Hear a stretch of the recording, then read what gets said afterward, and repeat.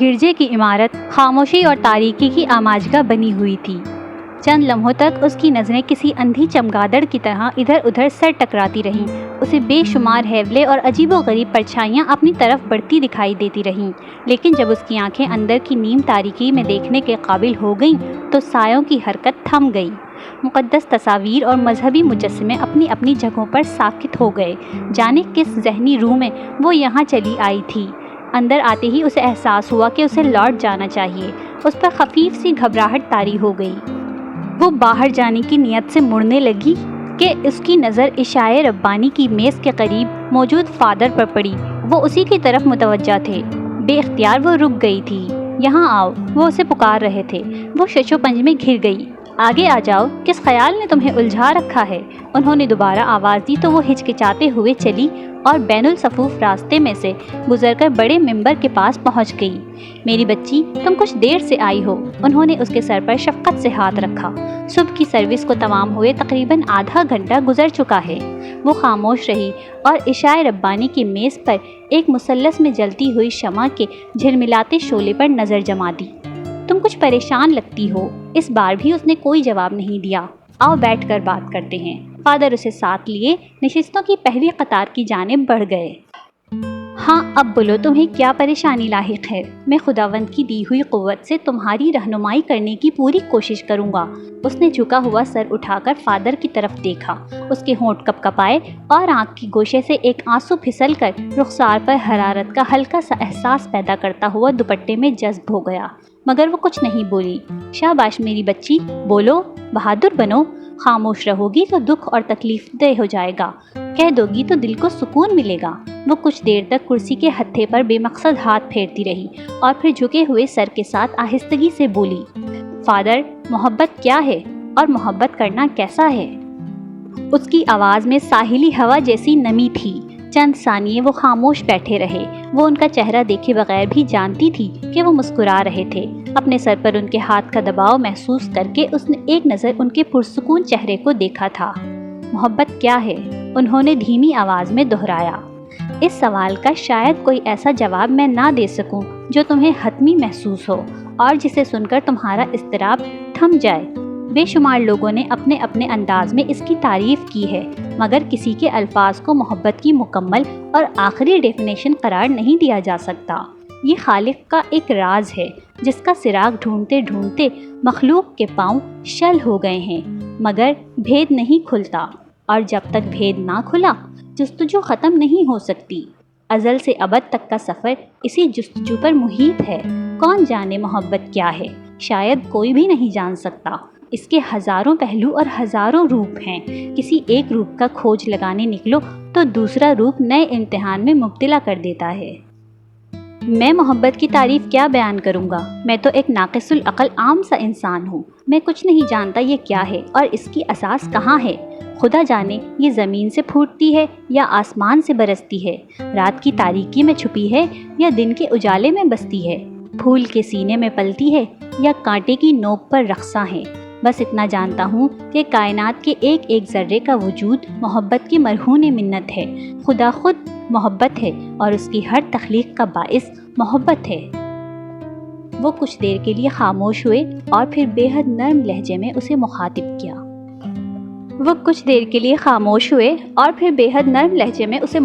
کیا۔ میری طرف دیکھو میری بچی۔ اس نے آنسوؤں سے دھندلائی ہوئی آنکھیں ان کے چہرے پر مرکوز کیں تو شفاف قطرے پلکوں سے ٹوٹ کر ملگجے اندھیرے میں کھو گئے۔ تم نے پوچھا ہے محبت کرنا کیسا ہے؟ تم نے بائبل کو نہیں پڑھا؟ اگر میں آدمیوں اور فرشتوں کی زبانیں بولوں اور محبت نہ رکھوں تو میں ٹھنٹھناتا پیتل یا جھنجھناتی جھانجھ ہوں۔ انہوں نے نیو ٹیسٹامنٹ کا ایک اقتباس دہرایا۔ میرے خیال میں تمہارے سوال کا اس سے زیادہ جامع جواب کوئی اور نہیں ہو سکتا۔ اس نے اپنی آنکھوں کو ہاتھوں سے ڈھانپ لیا۔ اس کے جسم کی لرزش اس کی ابتر ذہنی کیفیت کی غماز تھی۔ فادر اس کا سر سہلاتے ہوئے اسے تسلی دینے کی کوشش کر رہے تھے۔ مت رو میری بچی، یسوع تمہاری مدد کرے گا، تمہیں غم سے نجات دے گا۔ تم اس کی طرف رجوع کرو، وہ اپنے مہربان ہاتھوں سے تمہارے سب دکھوں کو یوں چن لے گا کہ درد کا نشان بھی باقی نہ رہے گا۔ فادر، مجھے بتائیں، اس نے آنسوؤں سے بھیگی آواز میں کہا، مجھے بتائیں میں ایسی محبت کا کیا کروں جو ایمان کو نگل جائے، ایسی محبت جو مجھے فنا کرنے کے در پہ ہے، ایسی محبت کو کیسے؟ گلے میں آنسوؤں کے پھندے کے باعث وہ اپنی بات مکمل نہ کر سکی تھی۔ وہ بالکل بے اختیار اور دل شکستہ لگ رہی تھی۔ غرض، ایمان، امید، محبت، یہ تینوں دائمی ہیں، مگر افضل ان میں محبت ہے۔ محبت کے طالب ہو اور روحانی نعمتوں کی بھی آرزو رکھو۔ فادر نے ایک بار پھر عہد نامہ جدید کے الفاظ کو ٹھہرے ہوئے لہجے میں دہرایا۔ تم بہت دکھی ہو، شاید محبت نے کسی ایسے روپ میں تمہاری طرف پیش قدمی کی ہے جو وسوسے میں مبتلا کر دینے والا اور شاید تمہارے لیے ناقابل فہم بھی ہے۔ ابھی تمہارا ذہن الجھا ہوا ہے، گھر جاؤ اور پرسکون ہونے کی کوشش کرو، پھر آنا۔ شاباش، اب تم جاؤ۔ وہ اٹھی اور آنکھوں کو ہتھیلی سے رگڑ کر صاف کرنے لگی۔ فادر چند لمحوں تک اس کے آنسوؤں سے تر چہرے کو پرسوچ نظروں سے دیکھتے رہے تھے۔ خداوند تمہارے دل کو مضبوطی اور روشنی عطا کرے۔ انہوں نے سینے پر صلیب بناتے ہوئے اس کے لیے دعا کی اور ایک بغلی دروازے کی طرف چل دیے۔ وہ فادر کے جانے کے بعد کچھ دیر وہیں کھڑی رہی، پھر جانے کے لیے مڑی۔ گرجے کے وسطی حصے میں پہنچ کر وہ رکی اور پلٹ کر دیکھا۔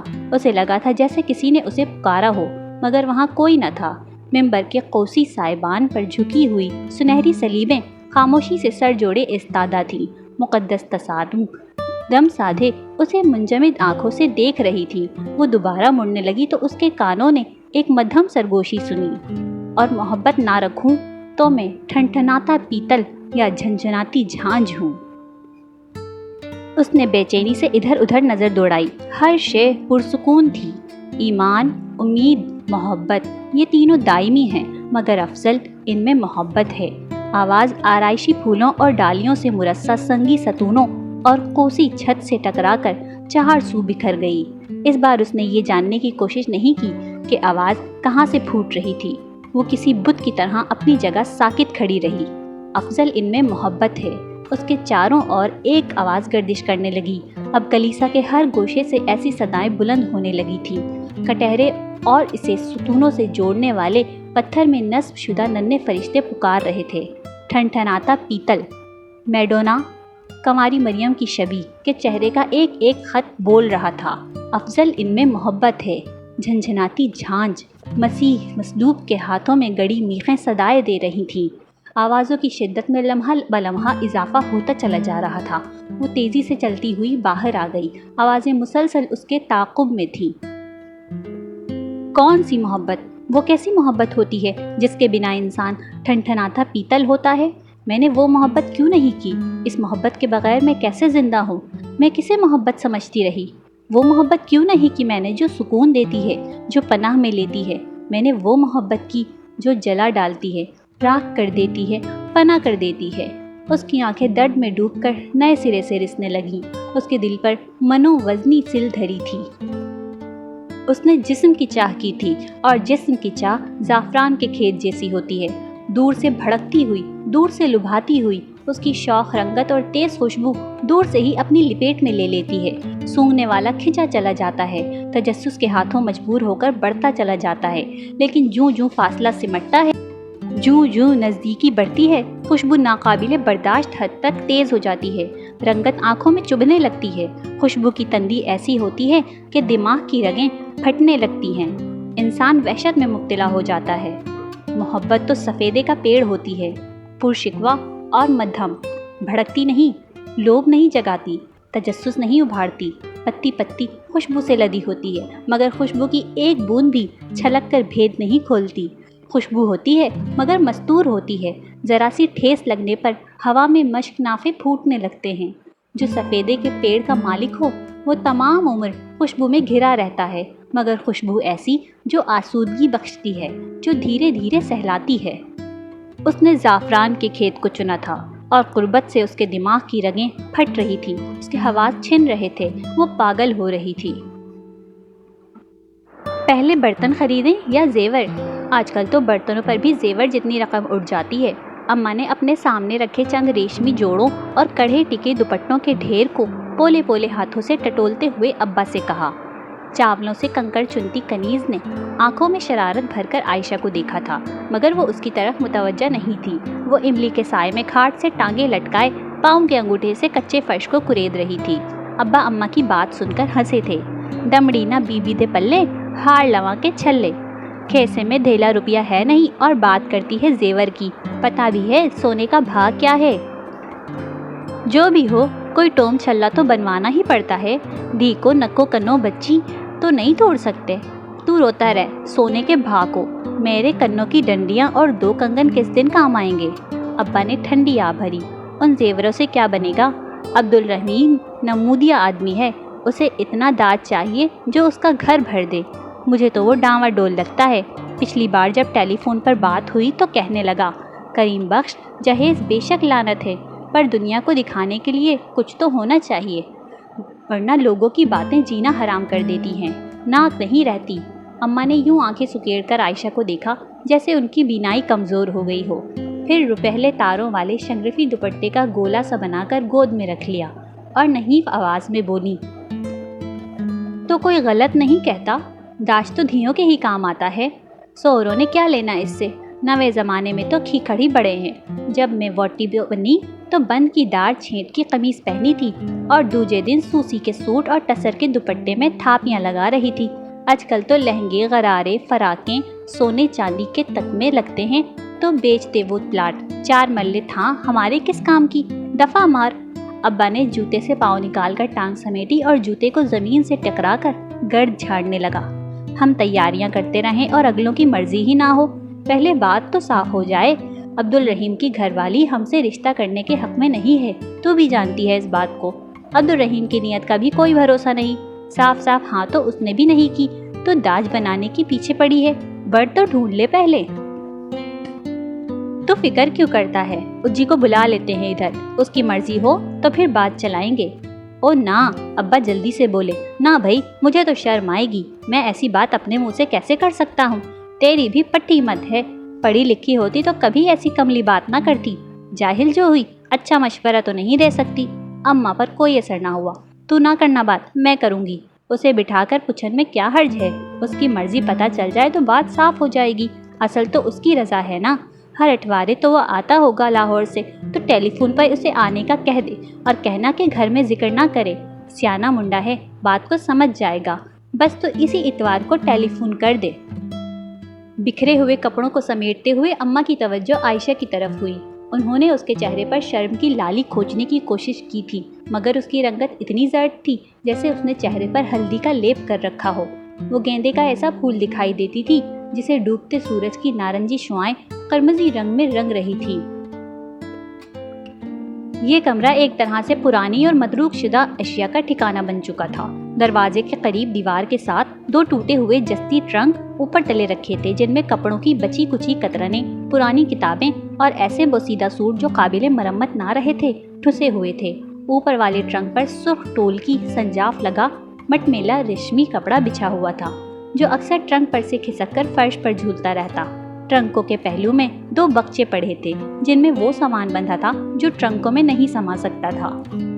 दीवार गिरी पर अम्मा के जहेज के बर्तनों कतारों में रखे थे। सिल्वर की कटोरियाँ, पीतल के ग्लास, छोटे बड़े कटोरे और बदने, तामचीनी की प्लेटें, कांसी के मझोले यानी देगचे एक सिरे से दूसरे सिरे तक फैले हुए थे।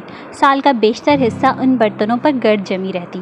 जब कभी अम्मा को अपने माँ बाप की याद सताती, वो एक एक बर्तन को उतार कर लीमू और रेत से मांझकर चमकाती, बर्तनों के ढेर में घिरकर बचपन को याद करती, आंसू बहाती और फिर दीवार गिरियों पर सजा देती। उन पर नए सिरे से धूल की तहें जमने लगती।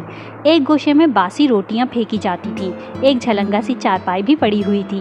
दोपहर में किसी का जी चाहता तो इधर आ पड़ता। आयशा दिन चढ़े से शाम ढले तक इस कमरे में चारपाई पर लेटी रहती, एक एक चीज़ को घंटों तकती रहती। कभी जब अम्मा उसे इस तरह पड़े देखकर चिढ़ जाती और झुल्लाकर बग्गों पर चिल्लाने लगती तो वो बरसाती में जा बैठती। ये 2 जगहें इसकी पनाहगाहें थीं। उस रोज़ भी वो सुबह से पुराने सामान वाले कमरे में टूटी हुई चौल वाली चारपाई पर लेटी थी। कांसी के मझोलों पर पिछले कई लम्हों से नजरें जमाने के बायस उसकी आंखें दुखने लगी थीं। सारे में फफूंदी लगी रोटियों की बास और उसके कपड़ों से फूटती तेज खुशबू फैली थी। अतर की महक और फफूंदी की बू के इख्तिलात से अजब तरह के मुश्क ने जम लिया था।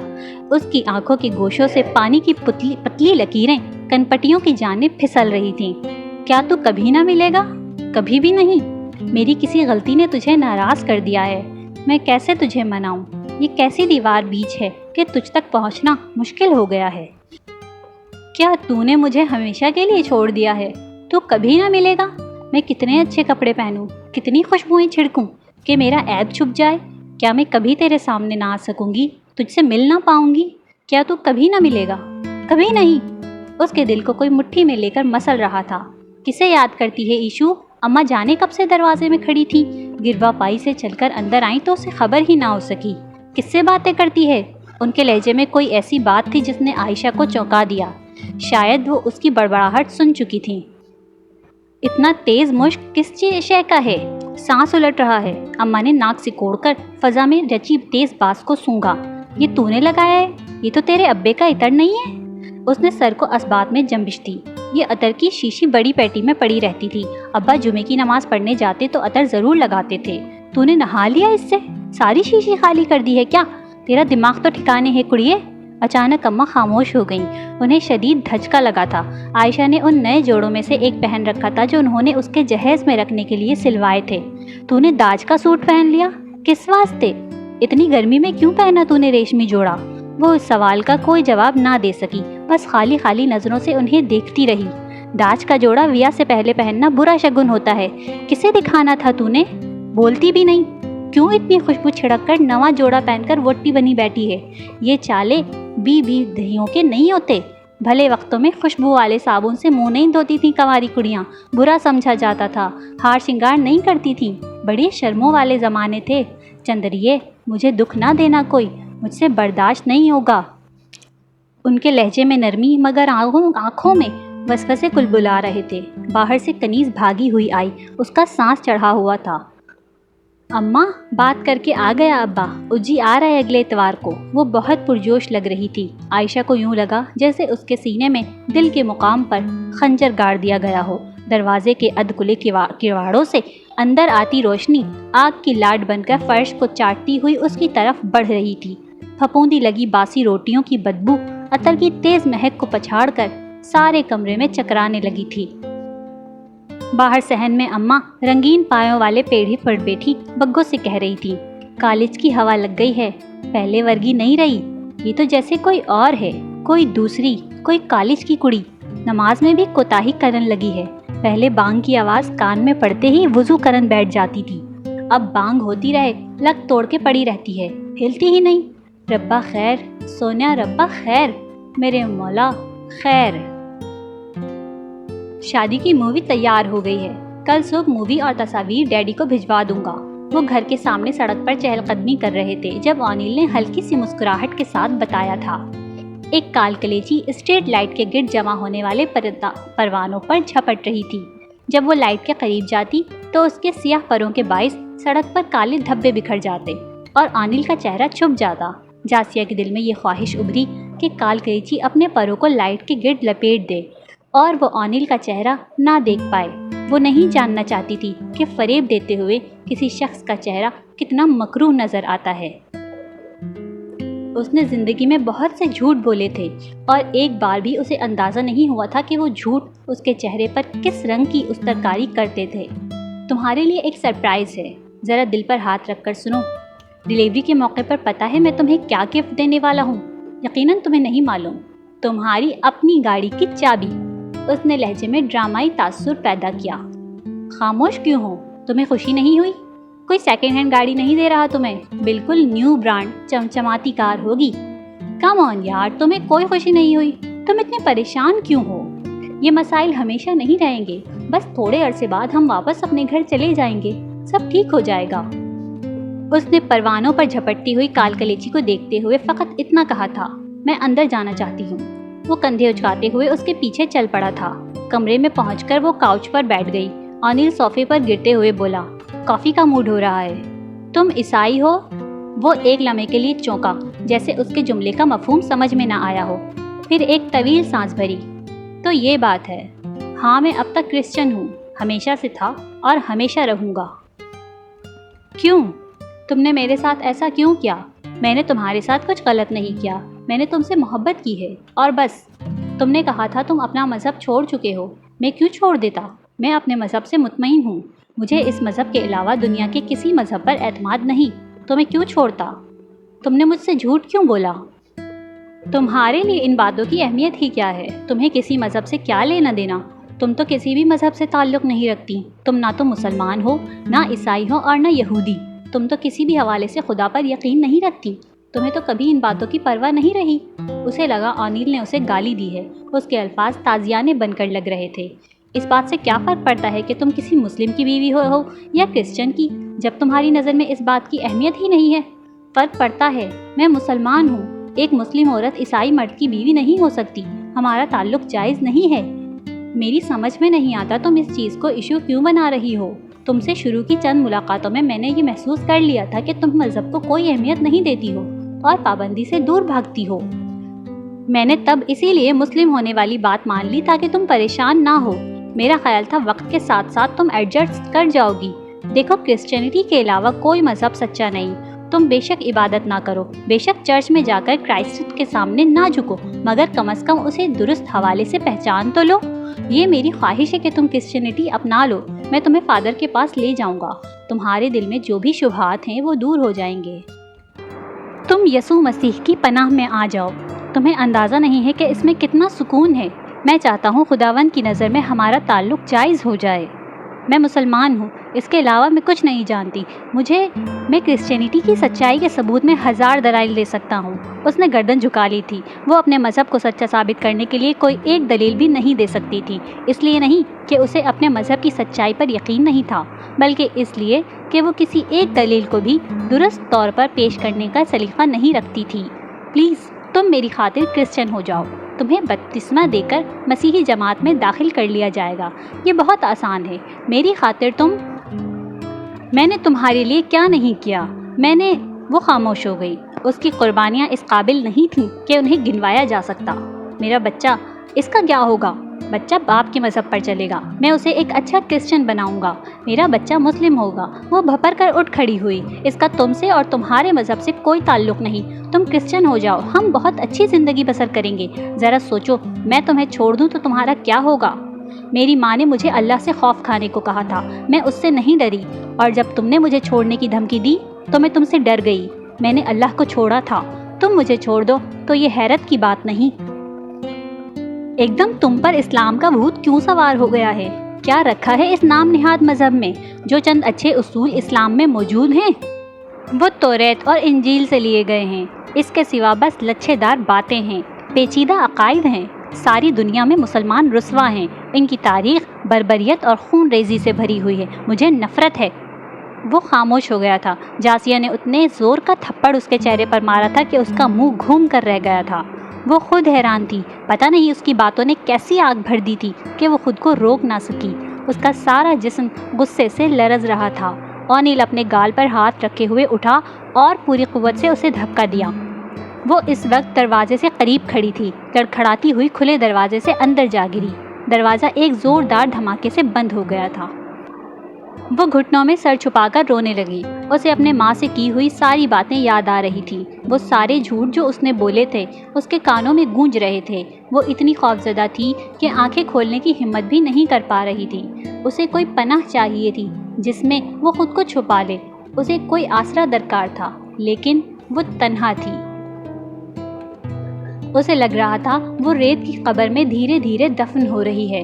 اس کا سانس بند ہو رہا تھا. بہت دیر بعد اس نے سر اٹھا کر اپنے آس پاس دیکھا. وہ اس کمرے میں تھی جس میں دیواروں کے ساتھ زنگ آلود لوہے کی الماریاں رکھی ہوئی تھیں. اس کے ارد گرد عجیب الخلقت پرچھائیاں ناچ رہی تھیں. اس نے دیوار پر سوئچ بورڈ کو ٹٹول کر لائٹ جلائی اور دیوار کے ساتھ لگ کر دوبارہ نیچے بیٹھ گئی. لوہے کی الماریاں خاموش تھیں. دیواریں چپ تھیں. صرف اس کی ہچکیوں کی آواز وقفے وقفے سے سکوت کو تاراج کر جاتی تھی. وہ روشن دان کو دیکھنے لگی. روشن دان بند تھا. شیشے پر سفید پینٹ کے دھبے تھے. ایک بارگی قریب ترین الماری کے پایوں سے چھت کی سمت ایک آواز نے لہرا لیا. تے سمجھے توت کی گلی ڈال ہوئے، لچکے جاوے ٹوٹے نہ بھلے تے کی بھلے ناری تے ککر کی سوکھی وی سوٹی جری زیادہ وزن پڑے تا تڑک جاوے. تو سمجھی تھی کہ تو شہتوت کی گیلی شاخ ہے جو لچکتی ہے ٹوٹتی نہیں. یہ تیری بھول ہے. تو کیکر کی سوکھی شاخ ہے جس پر ذرا وزن پڑا تو ٹوٹ جائے گی. یہ جملے شاید بہت عرصہ پہلے کسی عورت نے اس سے کہے تھے۔ اسے یاد نہیں تھا وہ عورت کون تھی۔ ذہن پر بہت زور دینے کے باوجود اسے یاد نہ آ سکا کہ وہ کہاں ملی تھی۔ اس کا چہرہ ذہن سے محو ہو چکا تھا، لیکن اس کی کہی ہوئی باتوں کا مفہوم اسے بخوبی سمجھ آ رہا تھا۔ وہ شہتوت کی گیلی ڈالی نہیں تھی، وہ اپنی استطاعت سے زیادہ نہیں لچک سکتی تھی۔ وہ تو کیکر کی خشک شاخ تھی، اس کی اوقات سے بڑھ کر بوجھ پڑا تھا اور وہ ٹوٹ گئی تھی۔ ری کوئی سانک سے نہ گرے، پیر پھسل جاوے۔ تیں گری تا کون نکالے گا تیں کو؟ وس نے ہاتھ نہ پکڑا تا بول ری کیسے نکلے گی؟ کون نکل سکے وس کے ہتھاں بغیر؟ کوئی شوق سے نہیں گرتا، پیر پھسل جاتا ہے۔ تو گری تو کون نکالے گا؟ اس نے ہاتھ نہ پکڑا تو بتا کیسے نکلے گی؟ کون نکل سکتا ہے اس کا ہاتھ پکڑے بنا؟ آواز الماریوں کے بیچ، دیواروں کے درمیان کسی ایسی چڑیا کی طرح بھٹک رہی تھی جسے باہر جانے کی راہ سجھائی نہ دیتی ہو۔ وہ بالکل بھول گئی تھی یہ جملے کس نے کہے تھے۔